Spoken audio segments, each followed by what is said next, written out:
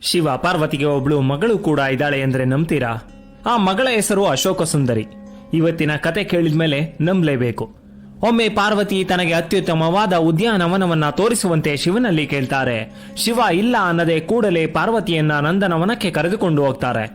ಅವರಿಬ್ಬರ ಹಿಂದೆಯೇ ಕೋಟಿ ಕೋಟಿ ಶಿವಗಣಗಳು ಸಹ ಹಿಂಬಾಲಿಸಿ ಬಂದಿದ್ವು. ಪಾರ್ವತಿಗೆ ನಂದನವನದ ಮಹತ್ವ ವಿವರಿಸುತ್ತಿರುವಾಗ ಶುಭ ಎಂಬ ಮರದ ಬಗ್ಗೆ ಹೇಳ್ತಾರೆ ಶಿವ. ಶುಭವೆಂಬ ಈ ವೃಕ್ಷ ಯಾವುದೇ ಹಣ್ಣು ಬಯಸಿದ್ರೂ ಕೊಡುವಷ್ಟು ಶಕ್ತಿ ಹೊಂದಿತ್ತು. ಅದು ಸಾಲದೆಂಬಂತೆ ದೇವತೆಗಳು ಪುಣ್ಯವಂತರ ಮನಸ್ಸಿನ ಆಸೆ ತಿಳಿಸಿದ್ರೂ ಮರುಕ್ಷಣವೇ ಬೇಡಿದ್ದನ್ನ ಕೊಟ್ಟು ಬಿಡುವ ಶಕ್ತಿ ಇದೆ ಎಂದು ಶಿವ ಹೇಳಲು ಪಾರ್ವತಿಯ ಕುತೂಹಲ ಮತ್ತಷ್ಟು ಜಾಸ್ತಿ ಆಗಿತ್ತು. ಇದೇ ಸಮಯದಲ್ಲಿ ಪಾರ್ವತಿ ಶಿವನ ಅನುಮತಿ ಪಡೆದು ತನ್ನ ಮನದಲ್ಲಿದ್ದಂತೆ ಗುಣವತಿಯಾದ ಸರ್ವಾಂಗ ಸುಂದರಿಯಾದ ಒಬ್ಬಳು ಯುವತಿಯನ್ನ ಕೊಡುವಂತೆ ಆಸೆಯನ್ನ ತಿಳಿಸ್ತಾರೆ. ಮರುಕ್ಷಣವೇ ಪ್ರಪಂಚವನ್ನೇ ಮೋಹಗೊಳಿಸುವಂತಹ ಸುಂದರ ಕಾಂತಿಯುಳ್ಳ ಮತ್ತು ಕೈಲಿ ಪದ್ಮವನ್ನಿಡಿದ ಯುವತಿಯೊಬ್ಳು ಶಿವ ಪಾರ್ವತಿ ಮುಂದೆ ಪ್ರತ್ಯಕ್ಷಳಾಗಿದ್ಲು.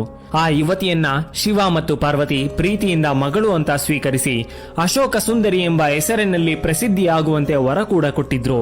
ಅಂದಿನಿಂದ ಕಾರ್ತಿಕೇಯ ಮೊದಲ ಮಗನಾದ್ರೆ ಅಶೋಕ ಸುಂದರಿ ಎರಡನೆಯ ಮಗಳಾದ್ಲು ಮತ್ತು ಕೊನೆಯದಾಗಿ ಹುಟ್ಟಿದ್ದು ಗಣಪತಿ. ಈ ಕತೆ ಪದ್ಮ ಪುರಾಣದ ಭೂಮಿಖಂಡದ 102ರ ಅಧ್ಯಾಯದಲ್ಲಿ ಸಿಗುತ್ತೆ. Download ShareChat.